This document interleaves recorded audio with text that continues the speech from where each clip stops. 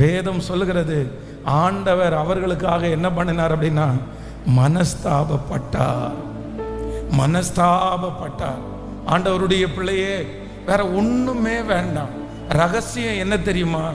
ஆண்டவர் உங்க பட்சத்துல நிக்கணும்னா, ஆண்டவர் உங்களை எவ்வளவு பெரிய கட்டுகளிலிருந்து கர்த்தர் உங்களை விடுதலையாக்க வேண்டுமானால், மனிதனால் சொல்லப்பட்டிருக்கிற வார்த்தைகளை ஆண்டவர் அவமாக்க வேண்டுமானால், பரம்பரை சாபம், குடும்ப சாபம், தலைமையில இருக்கிற சாபம், நீங்களாக வருவிச்ச தண்டனை, இல்லைன்னா உங்களுக்கு வந்து சேர்ந்த தண்டனை, உங்க அப்பாவுடைய தண்டனை, அம்மாவுடைய தண்டனை, வம்சங்களுடைய தண்டனை, இது எல்லாமே நம்மிடத்திலிருந்து நிவர்த்தி ஆகிறதற்கு ஒரே ஒரு இடம் இருக்குது. எங்க தெரியுமா?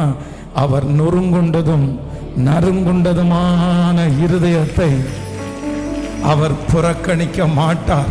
தன்னை